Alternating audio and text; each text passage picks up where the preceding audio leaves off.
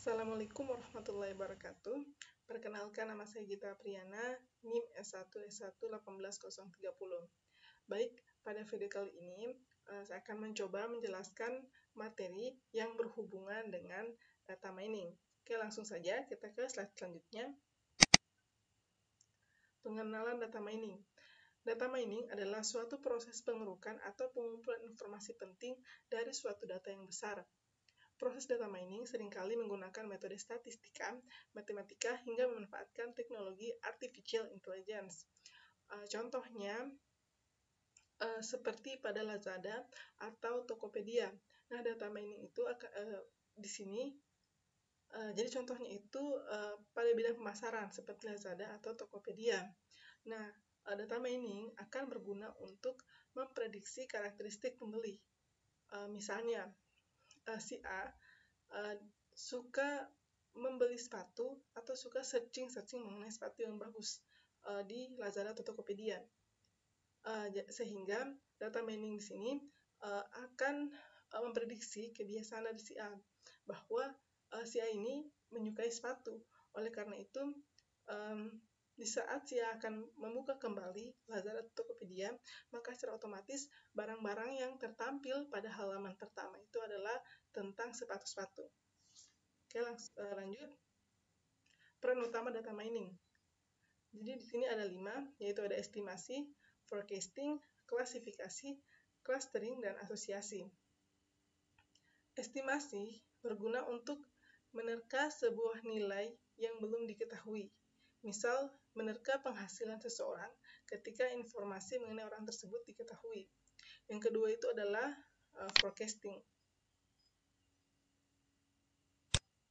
Ini forecasting berguna untuk memperkirakan nilai masa mendatang, misal memprediksi stok barang 1 tahun ke depan. Yang ketiga itu ada klasifikasi, merupakan proses penemuan model atau fungsi yang menjelaskan atau membedakan konsep atau kelas data dengan tujuan untuk dapat memperkirakan kelas dari suatu objek yang labelnya tidak diketahui. Selanjutnya, yang keempat ada clustering. Di sini clustering yaitu pengelompokan mengidentifikasi data yang memiliki karakteristik tertentu. Dan yang terakhir itu adalah asosiasi, di mana asosiasi ini dinamakan juga analisis keranjang pasar, di mana fungsi ini mengidentifikasi item-item produk yang kemungkinan dibeli konsumen bersamaan dengan produk lain. Selanjutnya saya akan membahas materi mengenai pemrosesan data atau data reprocessing. Data reprocessing merupakan sekumpulan teknik yang diterapkan pada database untuk menghapus noise, missing value, dan data yang tidak konsisten. Data pre-processing dibagi menjadi beberapa langkah, yaitu ada cleaning data, data transformation, dan data reduction. Di sini saya belum menjelaskan, nanti saya akan jelaskan pada slide selanjutnya. Kemudian data pre-processing ini digunakan karena dalam data real-time database seringkali tidak lengkap dan tidak konsisten, sehingga mengakibatkan hasil data mining itu tidak tepat dan kurang akurat. Oleh karena itu, untuk meningkatkan kualitas data yang akan dianalisis, perlu dilakukan langkah-langkah reprocessing data.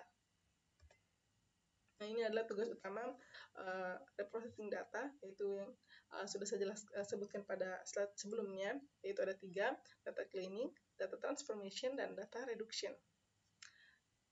Data cleaning adalah data yang baru saja dikumpulkan, kemungkinan besar memiliki banyak bagian yang tidak relevan, bahkan ada bagian yang hilang. Oleh karena itu, perlu adanya proses pembersihan data atau biasa dikenal dengan nama cleaning, data cleaning.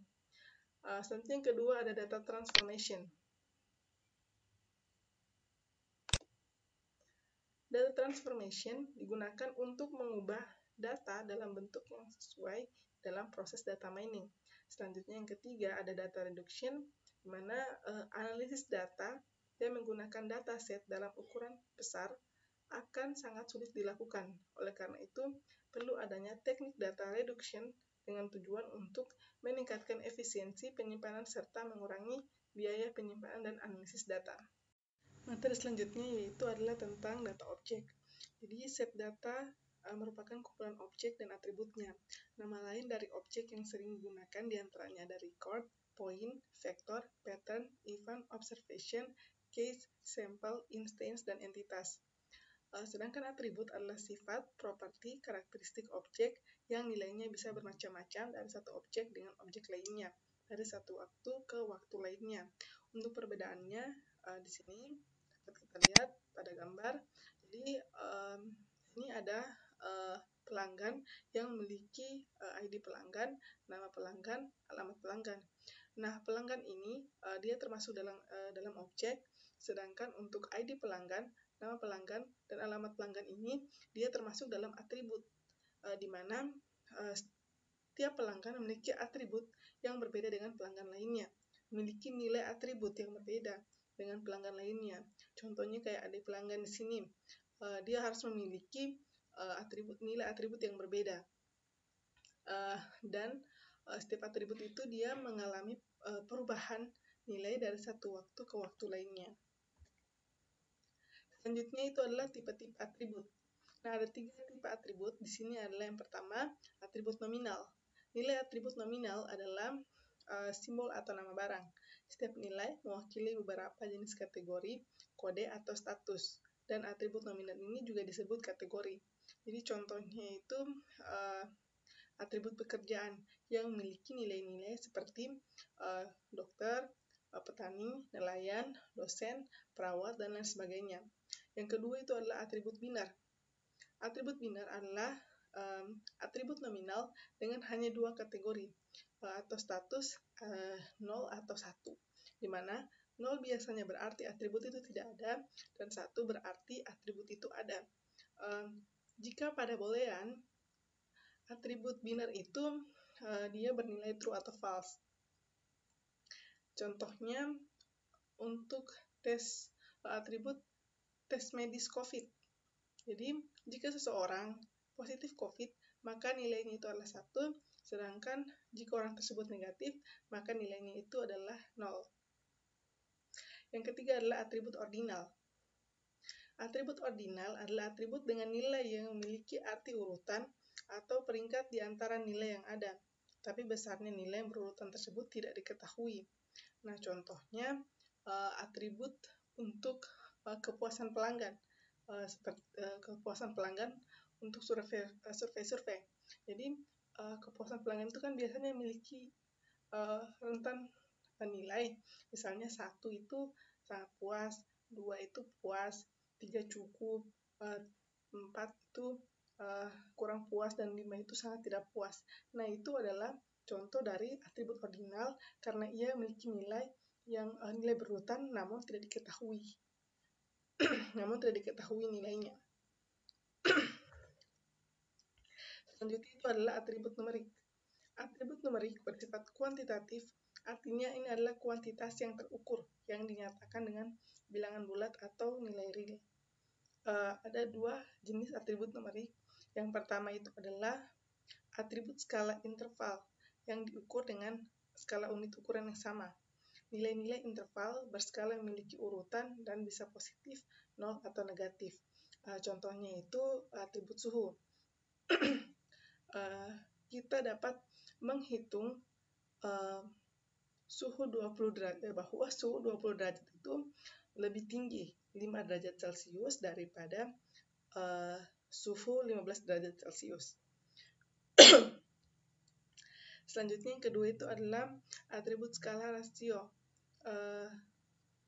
Adalah atribut numerik dengan melekat titik 0 pada nilai atribut tersebut. Jadi contohnya itu atribut pengukuran tinggi badan, berat badan, dan lain-lain. Seperti itu. Materi selanjutnya itu adalah visualisasi. Visualisasi data atau data visualization merupakan rangkaian proses menampilkan data atau informasi dalam bentuk yang mudah dipahami oleh orang awam, seperti grafik, angka, dan lain sebagainya. Mengapa visualisasi itu sangat penting? Karena dalam penerapannya, visualisasi data kerap menggunakan beberapa elemen visual seperti grafik, bagan, hingga peta. Tujuan dari visualisasi data tentunya untuk mempermudah melihat dan memahami tren, pola, dan masih banyak lagi. Alasan lainnya adalah mayoritas penduduk di dunia ini mengingat 80% dari apa yang dilihat, namun hanya 20% saja dari apa yang dibaca. Artinya, kita lebih mudah mengingat sebuah visual dari gambar lebih cepat dibandingkan hanya melihat kata-kata atau teks. Selanjutnya ada 5 kategori metode visualisasi. Yang pertama itu adalah teknik sosialisasi berorientasi piksel, yang kedua teknik visualisasi proyeksi geometris, yang ketiga teknik visualisasi berbasis icon, keempat teknik visualisasi hierarkis, dan yang kelima memvisualisasikan data dan relasi yang kompleks. Pertama, teknik sosialisasi berorientasi piksel. Ide dasar dari teknik-teknik yang berorientasi piksel adalah memetakan tiap-tiap data value ke titik tertentu, dan setiap data value memiliki satu atribut dalam jendela terpisah. Ini adalah contoh dari teknik sosialisasi berorientasi piksel. Selanjutnya itu adalah teknik visualisasi proyeksi geometris, di mana tujuan dari teknik proyeksi geometris adalah memperoleh proyeksi yang menarik atas yang kumpulan data multidimensi. Ini adalah contoh teknik visualisasi data berdimensi 3. Yang ketiga, teknik visualisasi berbasis icon. Kelas lain dari teknik visualisasi data mining adalah teknik berbasis icon atau iconic display technique atau ikonografik. Idenya adalah memetakan setiap data item multidimensi ke sebuah icon. Ini adalah contoh gambar dari teknik contoh visualisasi berbasis icon. Yang keempat, teknik visualisasi hierarkis. Representasi yang terkenal dari teknik hierarki adalah teknik Envision oleh Bezier dan Feiner tahun 1990, kemudian ada dimensional stacking oleh Leblanc dan kawan-kawan pada tahun 1990, dan teknik tree maps oleh Schneiderman pada tahun 1992. Teknik hierarki membagi ruang K dimensi dan menyajikan subruang dalam sebuah mode hierarki.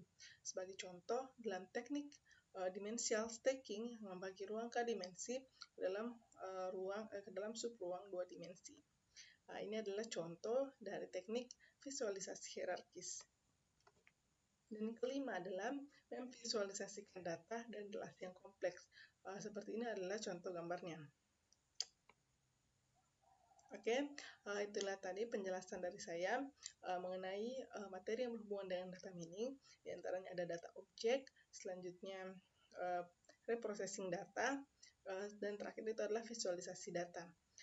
Mohon maaf apabila ada kesalahan kata. Sekian dan wassalamualaikum warahmatullahi wabarakatuh.